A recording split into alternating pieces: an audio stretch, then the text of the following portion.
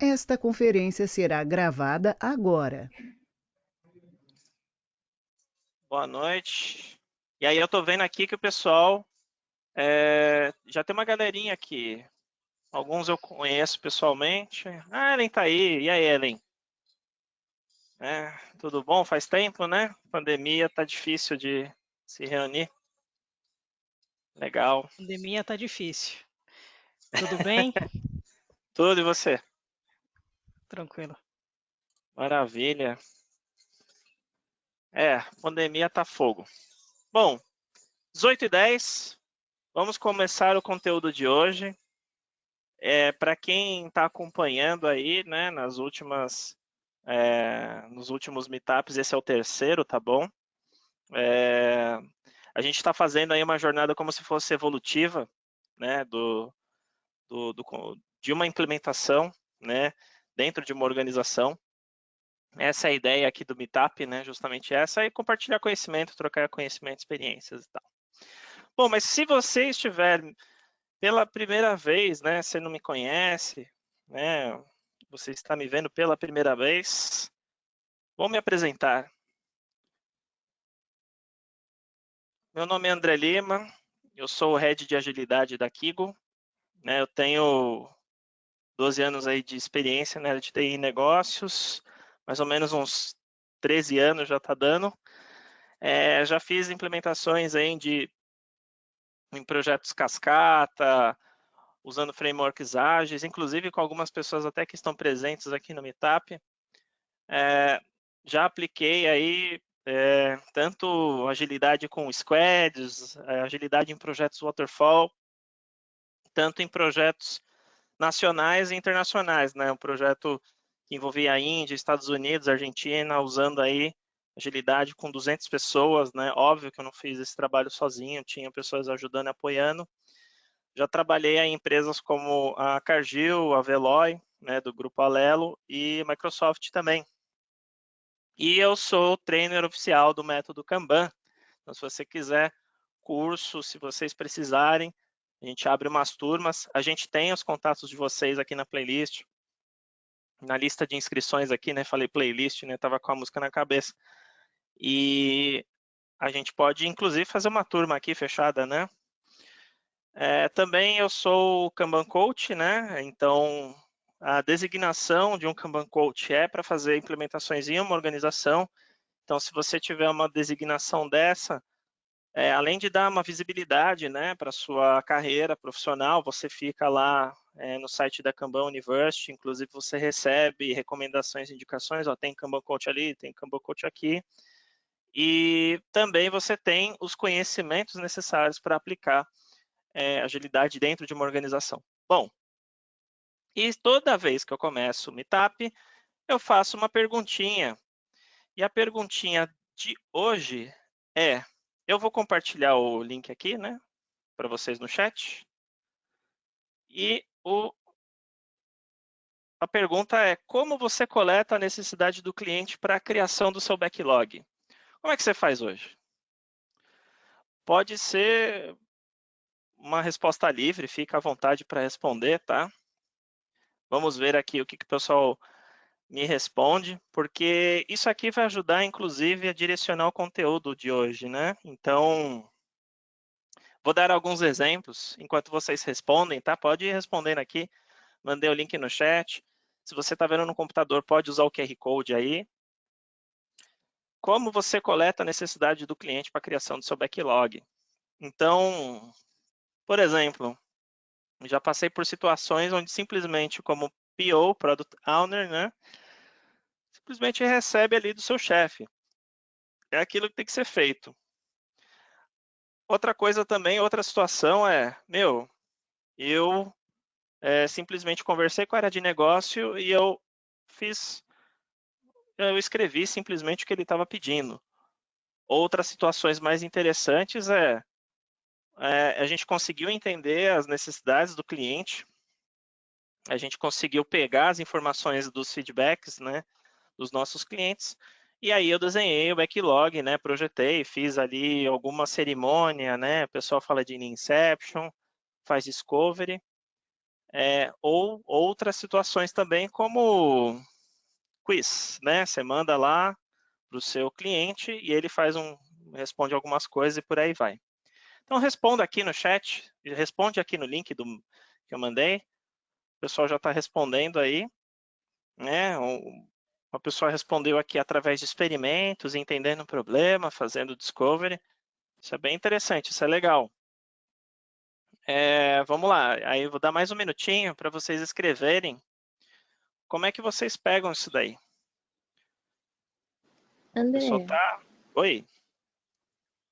eu tô com uma Pois não. dúvida. Você falou sobre eu acho que Inception, é isso, né? Não sei o que significa isso. Fiquei curiosa e gostaria de saber o significado. Ah, claro.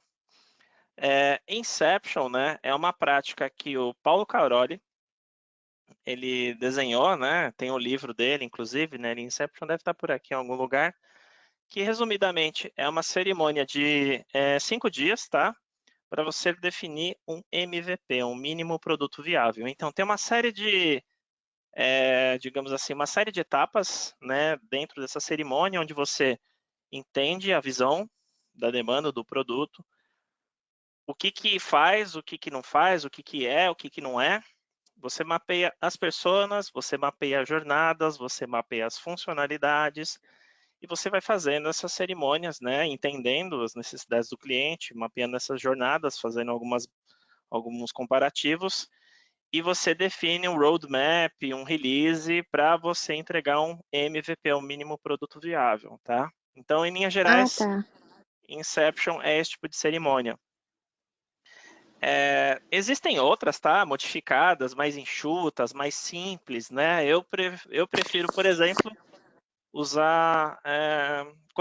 O problema da Inception é que você precisa engajar várias pessoas.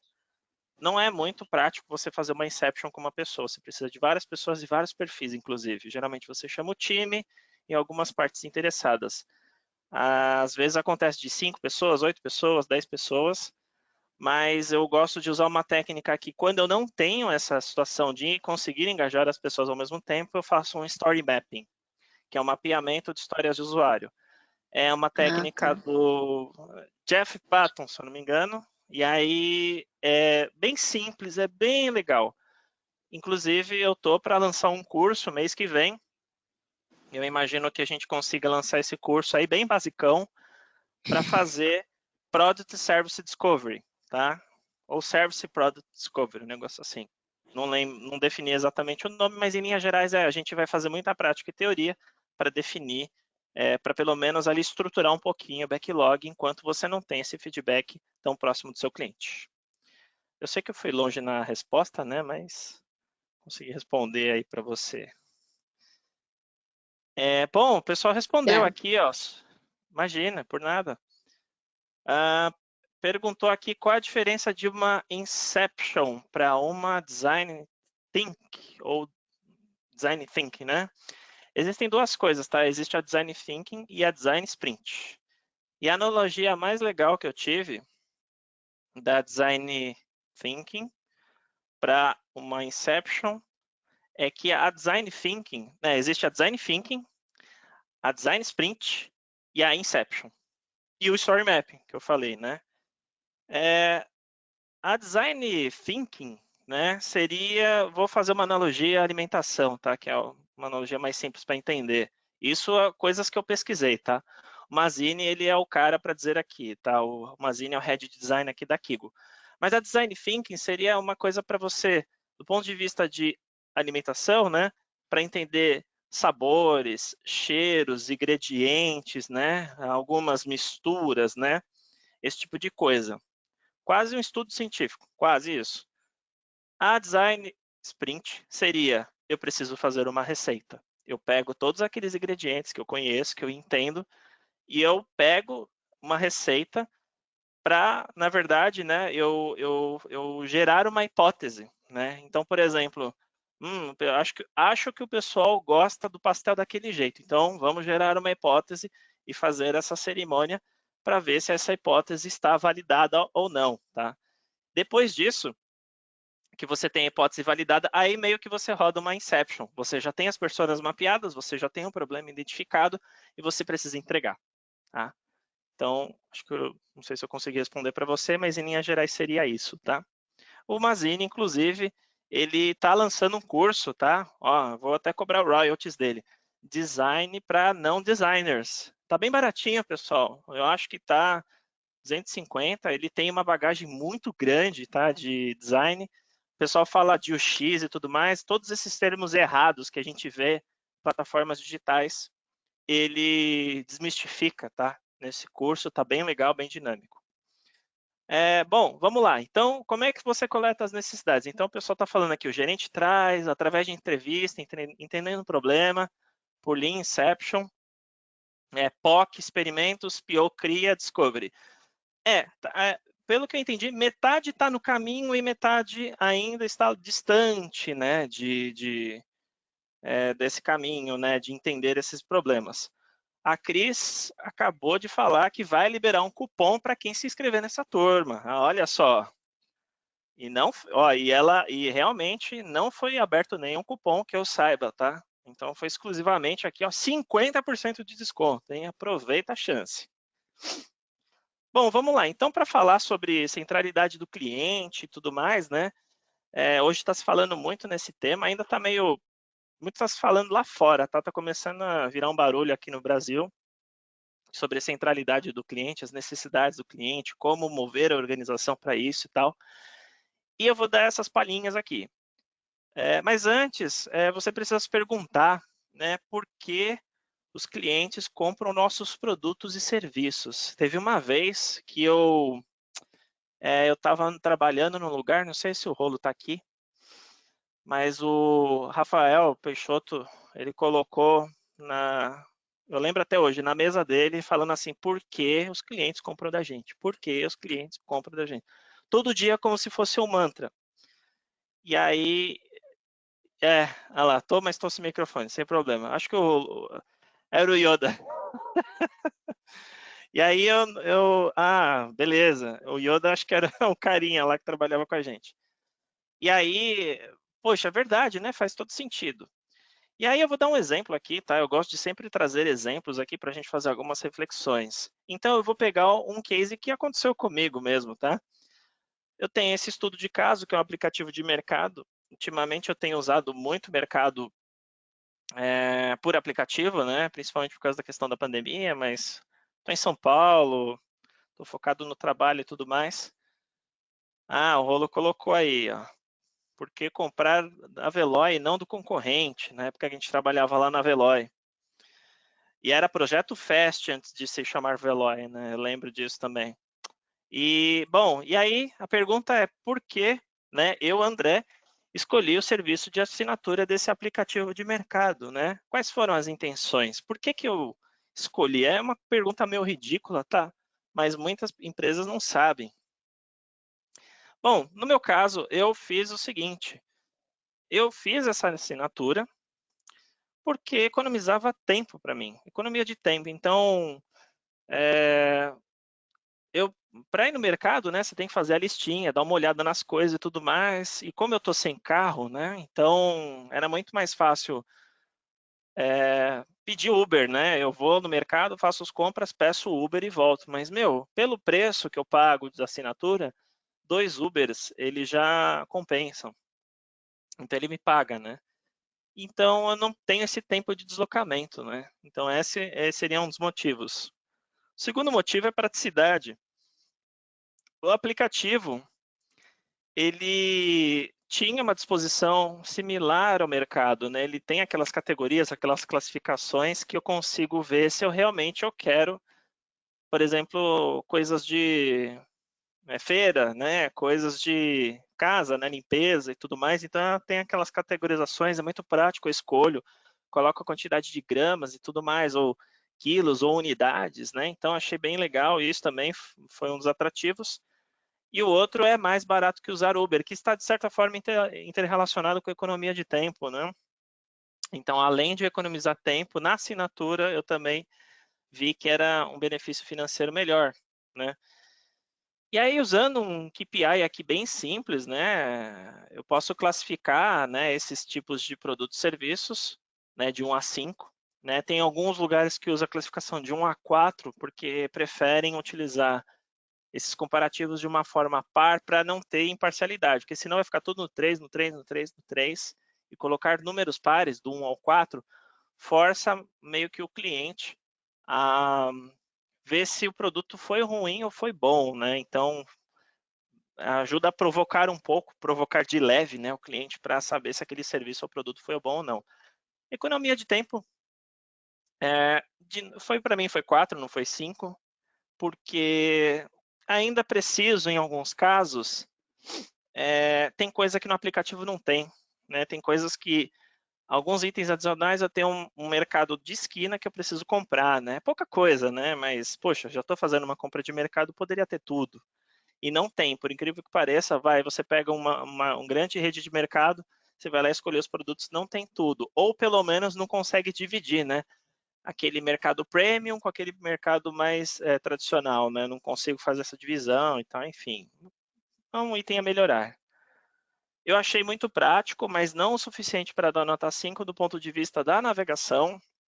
Alguns itens, algumas informações minors ali do aplicativo, ela não tem essa visualização toda. Eu achei que poderia melhorar, mas isso é muito complexo porque a gente tem uma diversificação de aplicativos não, de dispositivos móveis que a gente tem que renderizar e tudo mais. Inclusive a Kigo tem uma solução para isso, se chama Lab Mobile, que a gente tem um device farm de mais de 30 aparelhos ali que você pode ver a usabilidade de como é que ficaria num Galaxy S20, como é que ficaria no Motorola, como é que ficaria no iPhone, como é que ficaria no iPad. A gente tem essa solução aqui justamente para identificar esse tipo de coisa. E me atendeu super bem na questão de mais barato que usar Uber, porque uma assinatura de R$ 29,90 eu consigo aí pagar 2, 3 viagens de Uber no mercado.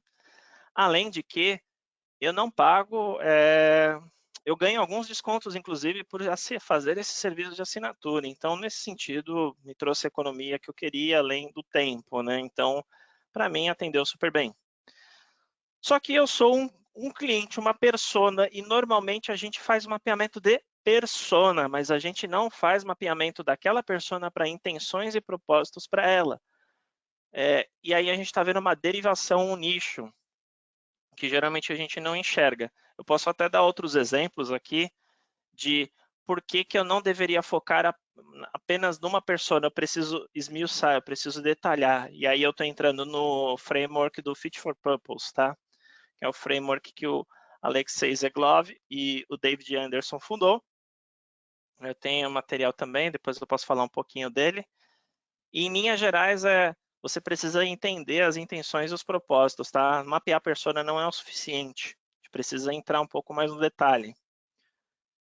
Bom, mas aí, vamos supor que eu tenha feito mais mapeamentos, tá? E aí eu consegui identificar mais propósitos, mais intenções, onde eu tive uma classificação média aqui de economia de tempo, catálogo de produtos, mais barato que Uber, descontos, programa de pontos e mercados premium, né?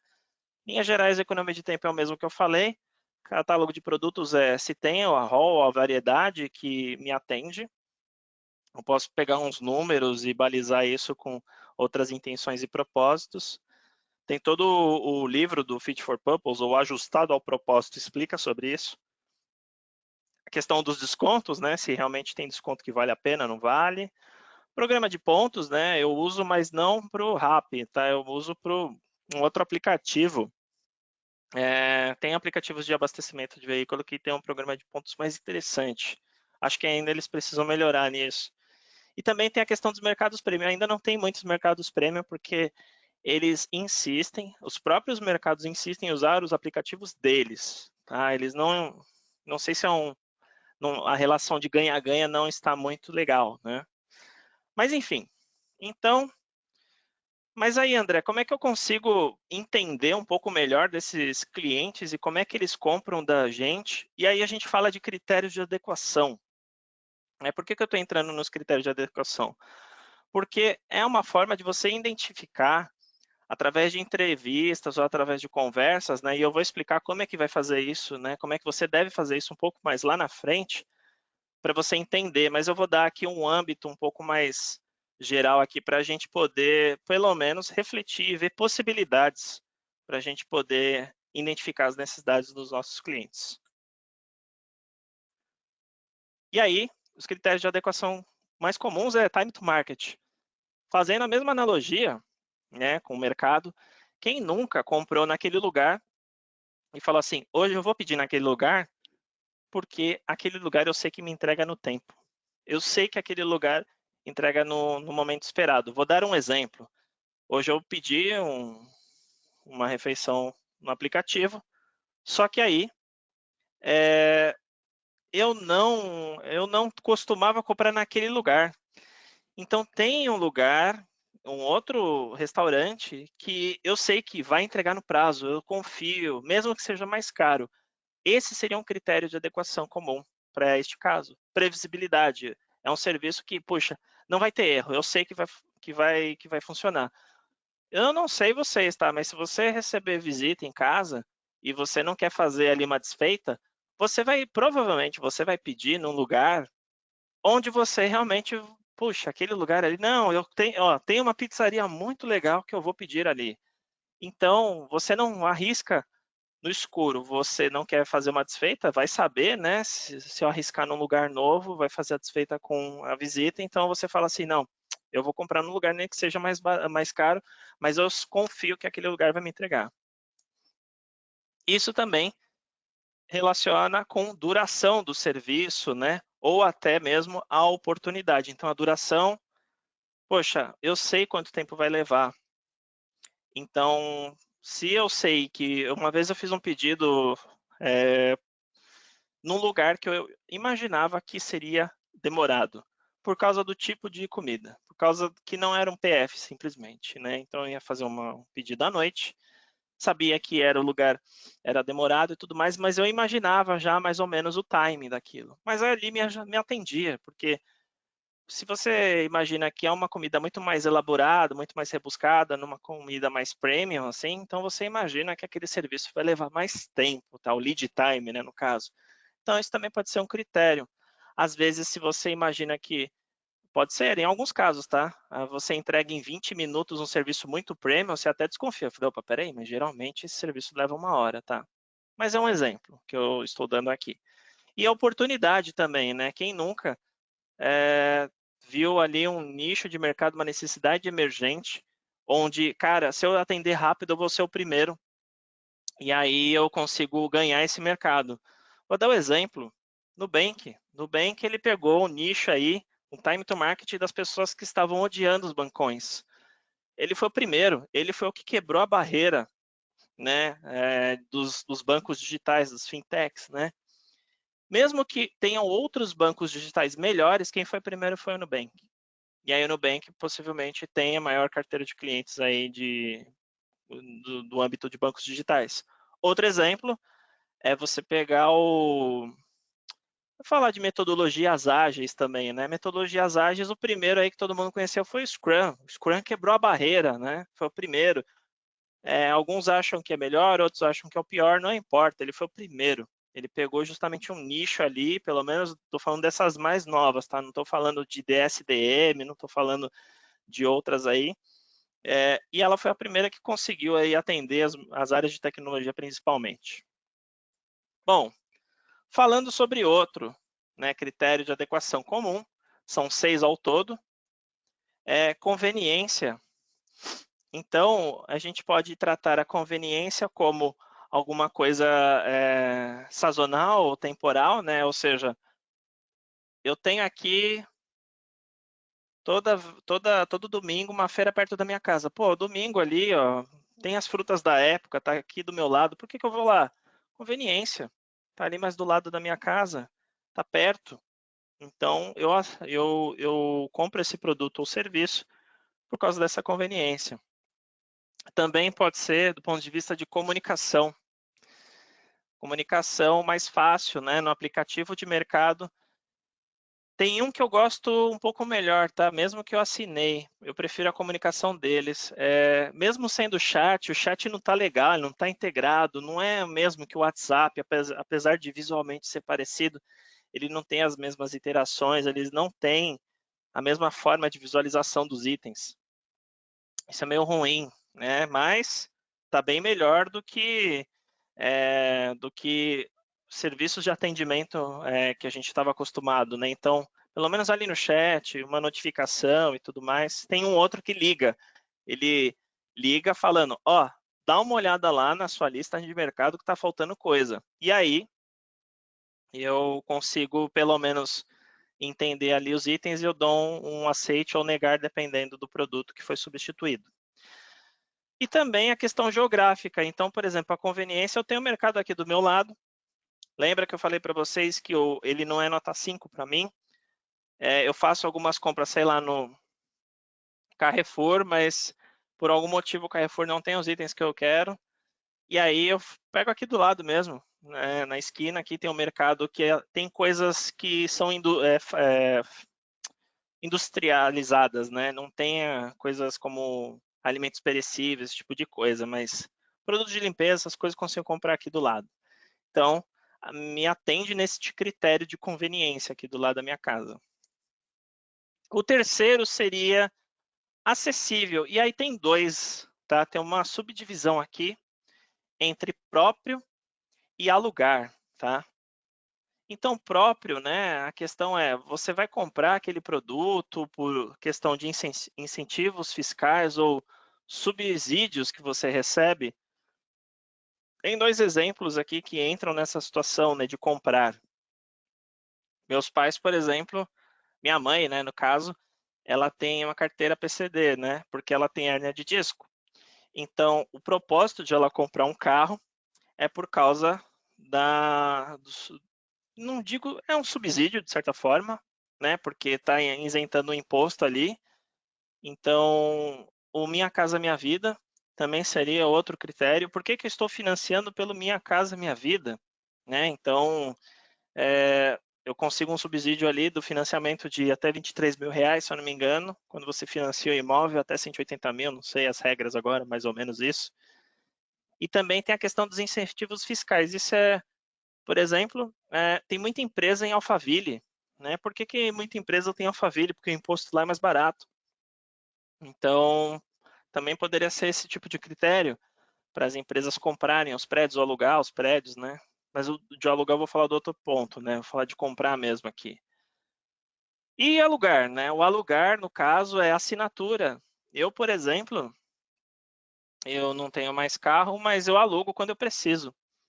Né? Então, eu posso pegar o aplicativo. Hoje tem aplicativo de carro, né? Você destrava com o celular mesmo. Vou lá, alugo o fim de semana. Um carro, um modelo que eu quiser, dependendo da minha necessidade. Um SUV, né? Se eu quero um carro hatch, porque eu só vou fazer uma viagem muito simples, não preciso ter tanto espaço. Pode ser por concessão, né?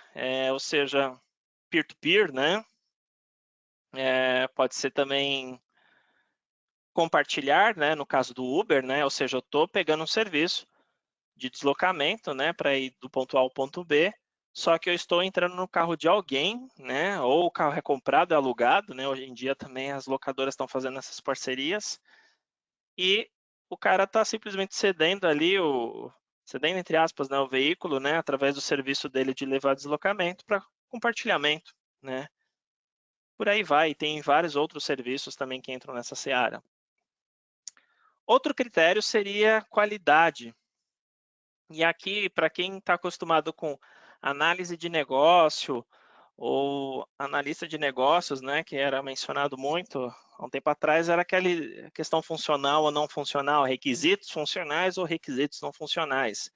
Então, no caso de um aplicativo, né, o quão bem, né, que é o não funcional, seria, vou dar um exemplo aqui, pô, ele é simples de entender, ele é interativo, ele é fácil, tem um design interessante, ele é intuitivo. Se não tiver essas coisas, né? Se não tiver tão intuitivo, se não tiver não legal, eu nem consigo usar, eu nem eu não quero nem usar o serviço, né? Você perde a oportunidade de você fechar um serviço com um cliente. Só que esse serviço, como é que se diz? Transita entre resiliente a robusto, né? Então, em alguns casos, clientes preferem serviços que tenham uma qualidade, não precisa nem ter aquelas funcionalidades gigantescas, mas ele é intuitivo, ele é fácil, ele é rápido, né? Ele é agradável, as informações ou a disposição dos conteúdos é muito mais simples, né, de entender e por aí vai. E também tem a questão de qualidade ao quê, né? Se você nem começa a prover um serviço que não tenha nem aquilo, você não começa a discussão. Vou dar um exemplo. Tem que ter ali itens de feira. Tem que ter ali um meio de pagamento simples. Tem que ter ali um menu que eu consiga ver as categorias que esse mercado serve, né? Aí eu estou falando dos itens funcionais, né? Que é muito mais fáceis de serem identificados, né? Então, seriam essas duas classificações que tem que ter. Mas se você falha nesses itens funcionais, você perde de fato o seu cliente. No item não funcional, se não tiver aquele mínimo ali aceitável, né, tipo pelo menos uma interface intuitiva, agradável, né, onde tem um tempo de resposta ideal, você também acaba perdendo o seu cliente. Então tem essas duas disposições aqui de qualidade. O outro item seria segurança e conformidade. Eu estou usando aquele aplicativo, mas será que aquele aplicativo ele é seguro? Da onde é? Que empresa fabricou aquele aplicativo? Espera aí, vem um entregador aqui pegar uns itens que eu selecionei do mercado. Será que tem alguma segurança em relação a isso, né? Inclusive, o Uber passa por diversos questionamentos nesse sentido. Tem até aplicativo hoje para motoristas, para mulheres, né? Motoristas mulheres, para simplesmente somente transportar mulheres, né? De mulheres para mulheres. Então tem também essas questões. Eu também já selecionei aplicativo por colocar as coisas ali do meio de pagamento, né? Não, eu não quero colocar meus dados bancários ali, eu quero simplesmente usar o PayPal. O PayPal, ele faz todo esse intermédio para mim, eu não preciso colocar os dados do meu cartão de crédito ali, simplesmente eu deixo o PayPal fazer o resto, eu mando o dinheiro lá para a empresa e eu não preciso colocar meus dados bancários, né? A gente viu aí exposição de dados até de serviços de birô de crédito, né? Boa Vista, aconteceu um vazamento aí e tudo mais. Então a gente hoje está muito mais preocupado com essas informações, né? Outra coisa é regulatório, ele está dentro da lei, né? Ele está ali na margem da lei, né? O Uber ficou na margem da lei em um dado momento, né? Agora está aquele regulamentado, mas o pessoal fica meio, né, na dúvida. Principalmente serviços que você presta para o governo, eles são bem mais categóricos, né, em relação às questões regulatórias, né, ou questões de conformidade, né. Por exemplo, se eu estou usando cartão de crédito, está sendo atendido aqueles critérios de PCI, né, que são aquelas práticas que precisam ser atendidas para você fazer transições de crédito, esse tipo de coisa. Tem clientes que procuram informações em relação a isso. Vou dar outro exemplo. Eu tive uma experiência de comprar um imóvel e eu não chequei, né, se a empresa, a incorporadora, ela tinha lastro, ela tinha caixa, ela tinha movimentações ali, sei lá, algumas movimentações, digamos assim, duvidosas, né? O que aconteceu, ela entrou em recuperação judicial, né? E aí eu não consigo fazer os trâmites lá. Hoje em dia a gente tem que até se preocupar com esse tipo de coisa, né? Então, foi comprada a empresa, fez um conglomerado, decretou ali recuperação judicial e por aí foi. Bom, outro item que vocês também precisam entender para atender aos clientes, né? E aí eu vou dar um exemplo de como vocês conseguem coletar essas informações, é a opcionalidade. Opcionalidade seria postergar, atrasar o compromisso. Mas que estranho, André, você está falando então que você pode atrasar o compromisso ou o comprometimento daquilo? Depende. Se você estiver falando de um serviço customizado, pode ser que leve um lead time maior, né? Então, se você estiver falando de um serviço de personalização, de exclusividade, seu cliente vai esperar, né? E tem nichos de mercado que eles preferem, eles falam assim, ah não, peraí, para sair completo do jeito que eu quero, eu vou esperar. Vou dar um exemplo. Eu estava vendo aqui, eu jogo de vez em quando videogame, e eu não sei se vocês conhecem um jogo chamado GTA, né? O GTA, eu acho que está no 5, se eu não me engano, é a última versão, e demora anos para lançar a próxima versão. E a Rockstar Games, né, ela fica sempre mandando assim, olha, vai lançar isso, vai lançar aquilo, vai lançar isso, vai lançar aquilo. E os fãs da marca falam assim, nossa, vai ser top esse jogo, mas, meu, eu quero que esse jogo seja tão top, eu levo o tempo que precisa para não ser o fracasso que foi o Cyberpunk. Né, o Cyberpunk, infelizmente, né, eles se pressionaram, né, os executivos pressionaram para entregar o jogo logo, acabou tendo um monte de série de falhas, de bugs, coisas que bem crassas assim, que passou, né, e aí manchou muito a marca, a identidade da empresa. Jogo do GTA que tinha de 5, 6 anos atrás, funcionava muito melhor a engine dele, lá a engine lá de navegação dos personagens, movimentação do impacto dos veículos e tudo mais. O Cyberpunk que tinha os gráficos muito melhores, mas toda essa engenharia de impacto, essa engenharia de gravidade foi muito criticada, né? Então tem essas situações.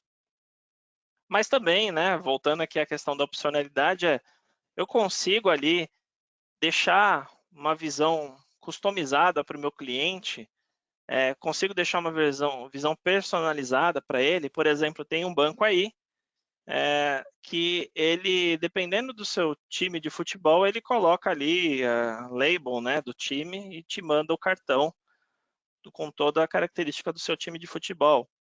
Tá? Então, poxa, que legal, consigo customizar e tudo mais. Tem um outro banco que você também pode escolher a cor do cartão. Porque agora o cartão ele virou até uma questão estética, né? Ele está se transformando como relógio, né? Ele não é só mais funcional, ele também é mais estético, né? Smartwatch também. E eu tenho essas opções de customizar, de configurar, quero deixar a informação X, Y, Z. Hoje tem cartão que não tem nem os números, né? Tudo por aplicativo. O Samsung Card, né? Eu tenho um Samsung Card não vem nem número, mas ele parece todo um aço escovado, né, no cartão de crédito e tudo mais, então tem essa personalização. E também tem a questão da configuração, ou seja, eu consigo configurar as informações, a disposição do conteúdo, né, se eu não me engano, o aplicativo do Nubank eu consigo selecionar, consigo deixar os menus do jeito que eu quero, eu consigo deixar as funcionalidades do jeito que eu quero, eu consigo configurar um monte de informações. Tem um outro aplicativo que você... o próprio Android, né? Você consegue... Putz, eu quero deixar ali o aplicativo mais em cima, dentro de uma pasta, né? Mais organizado, e por aí vai, né? Então, esses seriam critérios de adequação de opcionalidade, né? E aí, quando você tem esses critérios, beleza, André, mas e aí, né? Como é que eu consigo, de fato, aplicar no meu dia a dia? E como é que eu consigo trazer eficácia para as necessidades? Bom, você pode pegar essas informações, né, fazendo entrevistas, e aí você pode utilizar o Fit for Purpose Card, né? Tem isso aqui, né? Tá no livro lá do Fit for Purpose, mas, resumidamente, essa seria as informações que você retornaria nessa segmentação de mercado aqui, né, nesse quadrante, onde a parte de cima, né, você identifica aqui realmente, lembra dos propósitos? Né, eu coloquei propósitos como mais barato que Uber, então é uma classificação de acessível. E eu coloquei uma classificação boa, né? Coloquei 4 ali, 5, desculpa, coloquei 5 nessa. Beleza, então o que eu tenho que fazer? Eu tenho que proteger isso aqui, encorajar e crescer. Então, ele virou minha vaca leiteira, esse propósito, essa intenção. Eu tenho que manter as funcionalidades que estão relacionadas a este propósito. Essa é a sacada. Manter as funcionalidades protegidas de acordo com este propósito, relacionadas a este propósito. Aqui seria uma outra classificação, rápida entrega, pagar via PayPal e por aí vai. Lembra do KPI? O KPI, ele vai de 1 a 5, né? Então, você poderia colocar itens que caem no 4 a 5 aqui, itens que caem no 3 ou 4, né? Depende, você pode definir, né? 3 ou 4 aqui, ou você pode colocar simplesmente 3 aqui e 2 e 1 aqui. Tá bom? Você pode fazer essas classificações. Então, por exemplo, economia de tempo.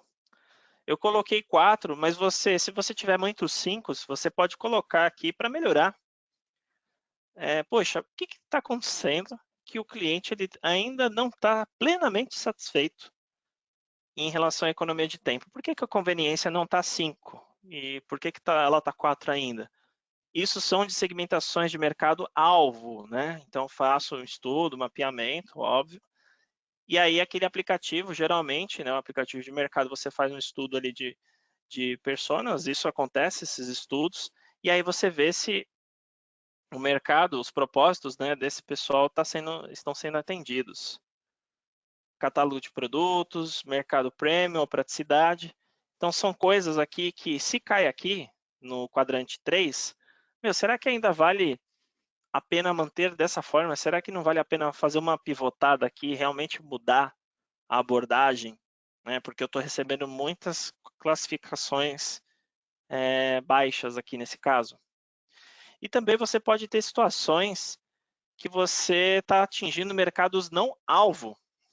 Isso é engraçado dizer. E aí eu vou dar um exemplo de como isso aconteceu na prática. Eu conversei bem no início da pandemia com o CIO de uma grande rede de varejo, atacarejo, né? E aí ele falou assim, cara, eu percebi um movimento de ticket médio maior. E aí, esse caso, ele falou assim, cara, eu comecei a ver assim que estava tendo um movimento muito grande. E ele era um atacadão, né? Na verdade, né? É um rede de atacado. E aí ele tinha lá esse ticket médio de compras, mas não era alvo dele. O alvo dele era clientes de um volume muito menor, né? Na verdade, ao contrário, desculpa. Era de varejo, não de atacado. Então, ele estava percebendo que estava tendo um volume muito alto de compras ali, o ticket médio alto. E aí ele percebeu que estava vindo algumas personas de mercados não alvo dele, porque o aplicativo não estava dimensionado para volume, né? Era tipo compras menores, né? E aí o que aconteceu? Vou modificar a minha estratégia, eu vou atuar nesse nicho também. E ele estava recebendo uma classificação boa, ou seja, está caindo cliente que ele nem esperava. Essa para mim, né, é a melhor abordagem que você tem. Você não gasta dinheiro, você já identifica que tem um nicho de mercado dentro da tua base e você vê que ainda está sendo classificado bem, né? Então, essa seria a situação do quadrante 6. O quadrante 5 eu estou atendendo essa galera que não é meu mercado, não é meu nicho, mas será que eu estou ganhando dinheiro com isso?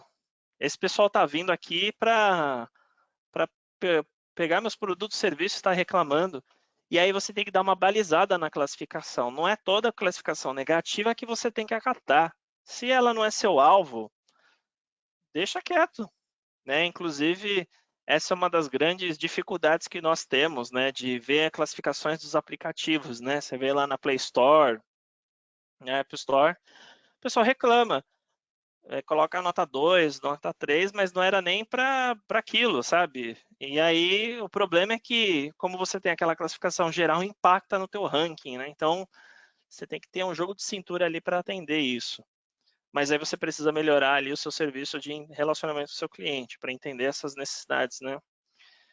E também tem uma galera aqui que simplesmente não é teu alvo e ainda está te reclamando aqui do serviço.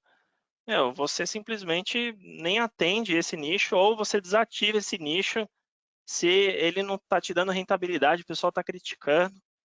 Por exemplo, teve uma situação agora de um banco digital que cancelou o segmento PJ. Falou, a partir de agora, né, até o fim do mês, quem tem conta lá vai ter que desfazer da conta.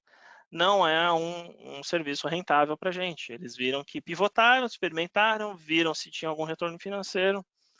Estou pagando muito para receber nada, então troca. É possível fazer isso. Bom, e aí finalizando, né, eu tenho algumas sugestões para como vocês podem fazer para entender um pouco melhor, aí, ter um pouco de assertividade. Né? Se você conseguir segmentar seu backlog assim, você com certeza vai ter uma assertividade muito maior, eficácia das necessidades do que você tem aí coletadas, rodando essa pesquisa, rodando essas informações, essas classificações, você consegue ver realmente se você está simplesmente preenchendo backlog para alguns segmentos, tá? E aqui eu vou dar algumas sugestões de como você conseguir mais informações. É você falar com sua área de negócio? Não. É sempre falar com a galera que está atendendo o seu cliente, ou seja, a equipe da linha de frente. A gente chama em inglês de frontline staff. Então, se eu fosse fazer uma pesquisa de serviço de passagem aérea ou de check-in ou check-out, eu ia falar com a pessoa que está lá no guichê atendendo. Teria que falar com ela para entender os problemas. No caso aqui do aplicativo de mercado, eu teria que falar com a pessoa mais próxima ao cliente, que é o entregador. Aí você consegue descobrir uma série de coisas. Uma delas é o humor. Será que seu cliente ele tem paciência para responder o que você está perguntando? Né? O Rolo colocou umas sugestões aí do pessoal de atendimento, área de comercial, de UX, sim, elas têm mais proximidade com... eles são praticamente a equipe da linha de frente, né, que está mais próxima ali do seu cliente. Outra coisa, você também pode identificar se foi um bom momento da abordagem. Às vezes, você entra no aplicativo, acabou de entrar no aplicativo, o pessoal já está perguntando se você gostou ou não. Tem aplicativo que já percebeu isso e eles colocaram um pouquinho mais para frente, deixa você usar um pouco mais e tudo mais, né? Teve um aplicativo que eu coloquei nota 5 só pelo fato de ele ter me perguntado na hora errada. Não estava nem questionando se era ruim ou bom. Na hora errada, porque eu queria fazer um negócio e pulava um pop-up 2 segundos depois. Eu falei, caramba, perdeu o timing ali de eu clicar na funcionalidade. Eu critiquei, coloquei 5 de propósito para eles entrarem em contato comigo e eles receberam um feedback muito bem. Puxa, é verdade, ó, eu vi algumas pessoas reclamando, vamos mudar. E mudaram. Isso que é legal. Né? Foi um aplicativo de investimentos. E outra coisa o pessoal da linha de frente tem mais empatia, sabe como conversar melhor com o cliente, porque já fez ali vários, de batela, ali foi atendendo cliente por cliente por cliente. Então, eles têm um pouco até das linguagens, dos sinais de como falar, né? Então, pô, uma pessoa que está entregando o mercado, poxa, ele tem informações riquíssimas ali para você entender, né? Diferente de você colocando as informações no backlog, sentado na sua cadeira confortável, na sua cadeira gamer, para você escrever ali o seu backlog. E aí tem um entregador ali que está sofrendo chuva, sol, você põe um aplicativo que o cara tem dificuldade de clicar porque a chuva molha o celular dele, ele tem dificuldade de clicar. Eu já vi isso acontecendo. E aí o cara precisa do código, né? Ele pede o código de confirmação e eu não desço com o celular, às vezes eu estou sem nada, aí eu tenho que subir, pegar, entendeu? Então essa jornada, esses gaps, o cara percebe. E ele tem toda a informação rica ali. Outra coisa que também me perguntavam, e eu também tinha essa dúvida, é de quanto em quanto tempo eu vou fazer essa revisão desses propósitos dos clientes e tudo mais. Não tem certo e errado, mas chegou um meio termo, um consenso de que uma revisão por quarter é uma revisão legal. Então, resumidamente falando, Você faz essa entrevista, faz essa coleta de propósitos, pivota, experimenta, implementa, faz uma revisão para ver se os serviços estão bons ou não, depois de 3 meses. É um tempo que a gente viu na média aí viável para revisar essa estratégia em segmentação. Pode ser que mude, tá? Tudo aquilo que eu mostrei, pode ser que no mês que vem vá para um outro quadrante, desça, suba e por aí vai. Às vezes um propósito de um cliente não alvo está lá embaixo, não em cima, né? Pode acontecer isso também. Eu esqueci, mas tinha algum aplicativo que aconteceu essa situação, não sei se foi o Airbnb, não sei se foi o Instagram, mas que estavam pegando um nicho que não era nem a ideia deles e acabou virando, né? Tem algumas histórias nesse sentido. E também, como eu falei, né, dá um tempo para coletar, experimentar essas informações, tirar insumos, verificar se o ticket médio aumentou. Aí você usa algumas outras métricas também do Fit for Purpose, que não dá o tempo aqui para explicar todas elas, mas poderia ser um bom tema para um próximo meetup, né?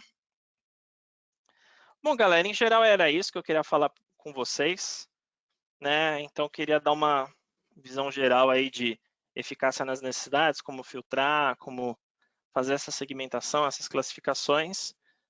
Eu queria entender de vocês se tem alguma dúvida, né? Se o pessoal queria tirar alguma dúvida, comentar, por favor, pode escrever no chat ou também o microfone, fiquem à vontade aí. Vou esperar um pouquinho aí se vocês tiverem dúvida.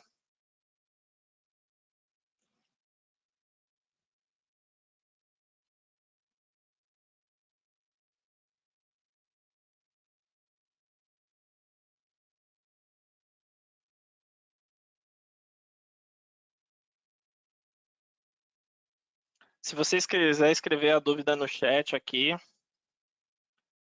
fique à vontade.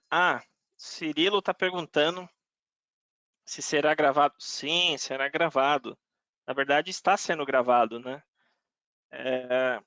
E eu consigo disponibilizar sim, sem problemas nenhum.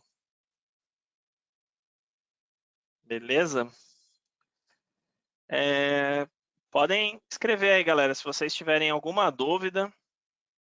Deixa eu ver se eu consigo, enquanto eu espero um pouquinho vocês,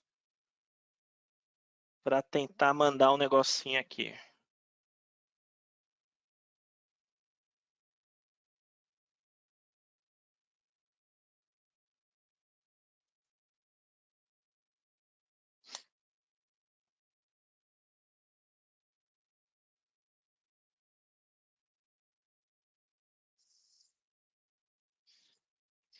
Deixa eu ver se eu pego aqui. Sim, próximo meetup. O último vai ser bem legal, tá, galera? Só para dar uma palhinha aí.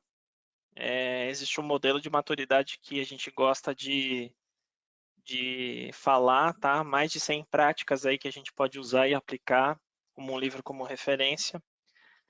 E a gente vai falar sobre esse case semana que vem. E esse último, para quem não sabe, né, vai ter o sorteio das três pessoas que vão participar de um treinamento de Kanban Design System Design, desculpa, Kanban System Design. Tem que ter participado dos 4. A gente consegue pegar pelos relatórios, tá bom? Então, compartilhem, inscrevam, tá? Sim, tem vídeo sim, dos 2 primeiros. Se você quiser, Cirilo, eu não sei como é que tá mandando, eu que tô mandando, né? Faz assim, ó, quem quiser a gravação, me pinga no LinkedIn, que aí eu consigo mandar para vocês diretamente, tá? Quem quiser, eu mando, só colocar lá no LinkedIn. Mandar um ping no LinkedIn, eu mando o vídeo assim que tiver acabado. Tatiane perguntou, como manter a centralidade do cliente quando você acaba executando no dia a dia, não necessariamente vem da necessidade do cliente diretamente? Boa pergunta. Assim, se você for observar dentro de uma organização, isso é ponto de vista meu, tá? se você entrar no ponto de vista de uma organização, existe um cliente que é atendido por uma outra área, que é atendido por uma outra área, que é atendido por uma outra área, que é atendido por uma outra área, que é atendido por você. Então tem uma cadeia de atendimento, né, até o cliente final. Então, minha sugestão é evidenciar toda essa cadeia. Nos 2 primeiros meetups eu falei, né, por exemplo, que você consegue fazer uma implementação bem básica com uma pessoa, depois um conjunto de pessoas, depois com uma pessoa, com um time, né? E também eu falei sobre métricas e tudo mais, né? E você consegue aí fazendo esse mapeamento, entendendo quem é o seu cliente. Então, se a sua área, né, você não consegue enxergar o seu cliente, você precisa fazer primeiro esse passo que eu comentei. Começa a fazer essa estruturação, começa a fazer esse mapeamento, que é o que eu estava explicando no primeiro, e aí você vai perguntando quem é a pessoa que vem pedindo as coisas, quem é a área que vem pedindo as coisas. Porque aí, quando você começa a identificar essas áreas, você começa a se questionar e falar assim, essa área continua fazendo sentido da estrutura que ela está, mas você só consegue fazer isso quando você evidencia. Então, eu gosto muito de trabalhar com evidências, e quando você começa a fazer um mapeamento de fluxo usando, por exemplo, o método Kanban, você começa a se questionar e buscar sempre o seu cliente. Quem é o seu cliente? Quem eu estou atendendo? Então, a sua área, no primeiro momento, enquanto ela não está visualizando o cliente, né, não tem essa centralidade do cliente, o passo seria esse. O primeiro passo seria ir navegando por aí. Isso seria um processo evolutivo. E aí tem o processo revolucionário.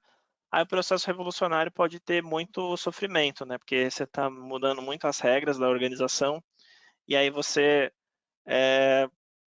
acaba, digamos assim, gerando muito estresse, você acaba gerando até uma concorrência entre as áreas, então, mas talvez esse top-down, em alguns momentos, tenha uma visão mais clara do cliente, mas talvez embaixo ainda não está pronto. Então, dos 2 modos ainda não tem aquela adequação à centralidade do cliente correta, mas eu entendo num caminho evolutivo mais suave. Então, eu iria por aí. A Níria perguntou, André, como devemos criar subtask no Gira? Então, depende de como você está configurado, como está configurado o Gira, né? Tem casos que você tem um template que você configura, sei lá, PBI ou histórias de usuário, tá? Eu sei por causa do Azure DevOps, que é uma ferramenta similar. As subtasks, no meu entender, eu acabo nem usando, tá? Pelo menos nas aplicações e implementações. Isso depende muito de como o time está fazendo as atividades, tá?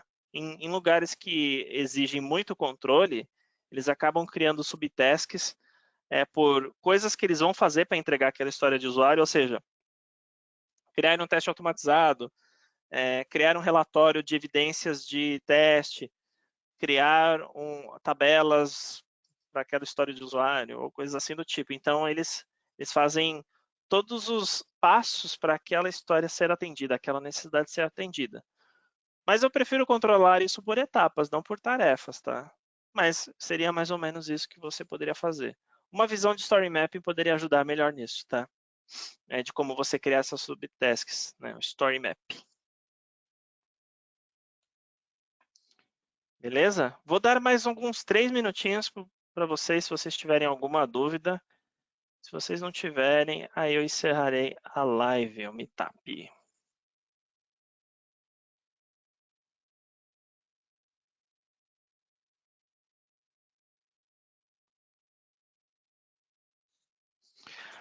Outra pergunta. O que fazer quando você é um PO, tirador de pedido e não tem autonomia, mas você enxerga diversas melhorias que pode ajudar o cliente? Faz na clandestinidade mesmo? Olha, depende. Porque assim, se você fizer na clandestinidade, né, você vai acabar ocupando uma capacidade do time para entregar aquelas funcionalidades que aquela sua área demandante está pedindo, né? O que eu gosto de fazer é demonstrar essas evidências, evidencia. Por exemplo, começa a questionar. Qual que é o cliente? Quem que é as pessoas que a gente está atendendo? Qual tipo de persona? Tem algum estudo, alguma pesquisa, né? Alguma coisa que você tem de evidências que essas são as pessoas que a gente vai atender, os clientes que a gente vai atender? Então, se você começar a fazer esses mapeamentos, talvez fique um pouco mais claro essa evidência, né, de personas e priorização. Você pode também, da mesma forma que evidenciar as personas, as funcionalidades que você está entregando, se elas estão sendo utilizadas, né? Se você tiver as métricas ali de uso, né, em produção, você consegue dizer, olha, o pessoal está navegando e começa então a traquear, né, o que você está entregando e ver se as pessoas estão navegando naquelas funcionalidades. Eu participei de um lugar que fizeram um estudo e uma pesquisa falando que 40% das funcionalidades entregues não eram utilizadas, ou seja, 40% das funcionalidades entregues era dinheiro rasgado. E era uma empresa que gastava aí dezenas de milhões de dólares desenvolvendo software todo ano. E se você tiver o tracking de uso em produção, ou uso daquelas ferramentas, né, fica muito mais fácil. Então tem duas estratégias aí. As duas pontas, né? Tanto de quem você está atendendo, tanto de quem está usando o que você está entregando. Seria por aí. Respondi? Bom, galera, deu aqui os 10 minutinhos. Quem tiver mais dúvidas, por favor, manda aqui no chat, manda lá no LinkedIn, tá? Eu sempre estou à disposição aí, se alguém quiser tirar alguma dúvida. Obrigado pela participação de vocês, tá? Boa noite a todos e nos vemos quinta-feira que vem neste mesmo horário, beleza, galera? Se inscrevam no Meetup, vai ser bem legal, vou trazer um convidado aí e obrigado a todos. O link da inscrição a Cris mandou, vou mandar novamente. Aqui, ó, para não vai ser por falta de link, tem que copiar e colar aqui porque eu copiei peraí. Acho que agora foi. Isso, deixa eu ver se abre direitinho aqui. Beleza. Então, se inscrevam aí, galera.